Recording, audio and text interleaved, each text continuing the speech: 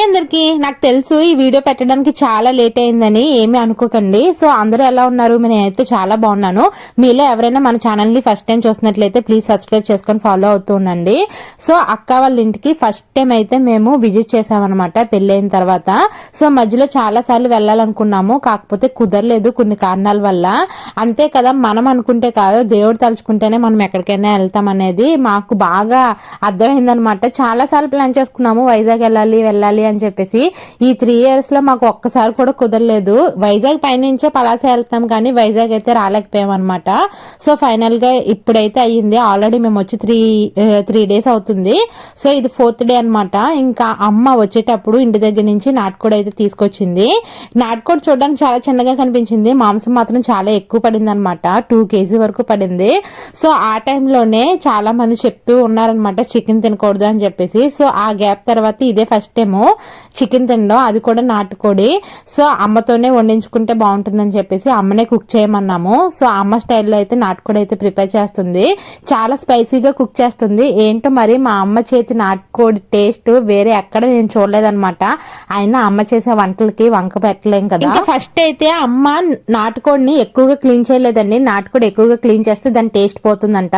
So అందుకని చెప్పేసి ఒకసారి వాష్ చేసి ఇంకా ఉప్పు, కారం, పసుపు, అల్లం వెల్లుల్లి పేస్ట్ వేసి బాగా మ్యారినేట్ చేసి ఒక 1/2 hour అయితే పక్కన పెట్టింది. తర్వాత ఒక పెద్ద బండి పెట్టుకొని కొంచెం వెడల్పైన దాంట్లోనే ఉండింది అనమాట. సో ఇంకా ఆయిల్ వేసుకొని ఒక పెద్ద సైజు 3 ఉల్లిపాయలు అయితే ముక్కలు చేసుకొని బాగా ఫ్రై చేసింది అనమాట. సో ఫ్రై అయిన తర్వాత మనం ఆల్రెడీ మ్యారినేట్ చేసుకున్న చికెన్ అయితే వేసి మగ్గించింది. సో కొంచెం మగ్గిన తర్వాత ఒక 2 టమాటో ముక్కలు అయితే వేసి వీడియోలో చూపిస్తుంది కదా, సో అలా మొత్తం కలిసేలాగా కలిపేసి మూత అయితే పెట్టింది. కొంచెం వాటర్ వచ్చిన తర్వాత సరిపడే వాటర్ వేసుకొని మనం కుక్ చేసుకోవడమే. నాటుకోడి మరీ మెత్తగా అయితే బాగోదండి, కొంచెం గట్టిగా ఉంటేనే దాని టేస్ట్ బాగుంటుంది. నాటుకోడితో గారెల కాంబినేషన్ చాలా అంటే చాలా బాగుంటుంది. మరి మీరు నాటుకోడితో ఏ కాంబినేషన్ తింటారో కామెంట్ చేయండి. సో ఫైనల్ గా వెయిట్ చేసిన నాటుకోడి కూర అయితే రెడీ అయిపోయింది. వీటితో పాటు మా హస్బెండ్ కి కావాల్సిన చాలా స్పెషల్ ఐటమ్స్ కూడా వీడియోలో మీకు చాలా మందికి చూసే ఉంటారు. లాస్ట్ వీడియోలో చెప్పాను కదా, వైజాగ్ లో ఉన్న సెంట్రల్ పార్క్ కి బ్యాక్ సైడ్ ఉన్న ఫుడ్ కోర్ట్ కి వెళ్ళామని. సో ఆ రోజు నుంచి మా హస్బెండ్ మొదలు పెట్టారు అరిటాకులో ఫిష్ ఫ్రై కావాలి అని చెప్పేసి. ఆ రోజు తిందాం అనుకున్నారు, కాకపోతే పొట్టంతా ఫుల్ అయిపోయిందని చెప్పేసి ఇంకా ఆ రోజు చికెన్ తప్ప ఫిష్ ఫ్రై అయితే ఏమీ తినలేదనమాట. సో ఈ రోజు ఎలాగ చేస్తున్నారని చెప్పేసి మా హస్బెండ్ అరిటాకులో ఫిష్ ఫ్రై చేయమని మా అక్కని అడిగారు. సో తను ఇంకా మరిది గారి కోసం అని చెప్పేసి మార్కెట్కి వెళ్ళి ఇంకా ఈ కానగత్తులు ఇంకా ఈ అరిటాకులు అన్ని తీసుకొచ్చి మంచిగా మ్యారినేట్ చేసి, ఇదిగో చూసారు కదా ఏదో ప్రొఫెషనల్ లాగా మొత్తం దారం వేసి కట్టేస్తుంది. సో ఇంకా మ్యారినేట్ చేసిన తర్వాత వీటిని అయితే ఇలా ప్యాన్ లో ఆయిల్ వేసుకొని పెట్టింది. ఫస్ట్ అయితే ఆయిల్ మొహానికి కొట్టింది అనమాట. ఏమో మరి ఆకు వల్ల అనుకుంటా టప్ టప్ అని తూలింది. ఈసారి ఎప్పుడైనా మీరు చేస్తే కొంచెం చూసుకోండి. సో చూడడానికి చాలా ఈజీగా అనిపించింది కానీ చాలా టైం పట్టేసింది.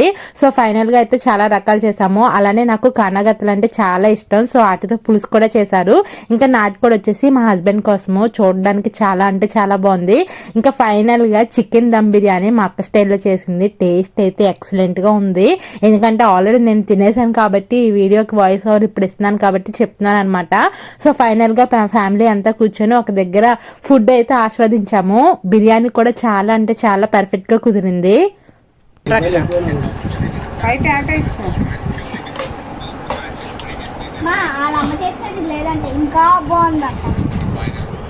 లంచ్ అయ్యేసరికి చాలా టైం అయిపోయింది. లంచ్ అయిన తర్వాత అమ్మ వాళ్ళు అయితే స్టార్ట్ అయిపోతున్నారు. మాకు కూడా నైట్ కి అనమాట ట్రైన్.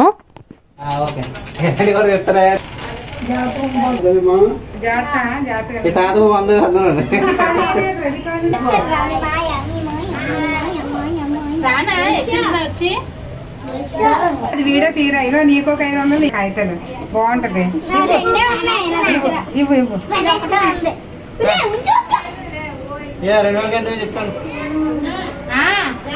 ఇది చూడు, డబ్బులు ఎత్తున్నాడు మా ఆయన తీసుకో, నీకు ఖర్చు పెట్టుకో. సరే సరే అలాగే సరే. సో అమ్మ వాళ్ళు వెళ్ళిపోయిన తర్వాత నేను మా హస్బెండ్ రెడీ అయ్యి వైజాగ్లో ఉన్న జుడియోకి అయితే వచ్చాము. నేను వైజాగ్ రాకముందు చాలా ప్లాన్స్ చేసుకున్నాను అనమాట. సో వైజాగ్లో ఉన్న కొత్త కొత్త ప్లేస్లు ఇవన్నీ తిరిగేయాలి, చాలా కొత్త అప్డేట్స్ అయ్యాయి కదా, సో అవన్నీ చూసేవాలి అని చెప్పేసి. కాకపోతే వచ్చినప్పటి నుంచి నాకు హెల్త్ అయితే అస్సలు బాగాలేదనమాట. హై ఫీవర్ వచ్చేసింది, ఒక రోజు అంతా థ్రోట్ ఇన్ఫెక్షను. సో అందుకని చెప్పేసి ఇంకెక్కడికి వెళ్ళలేకపోయాము. ఇంకా సింహాచలం వెళ్ళిన తర్వాత ఇంకా నీరసం అయిపోయింది అనమాట.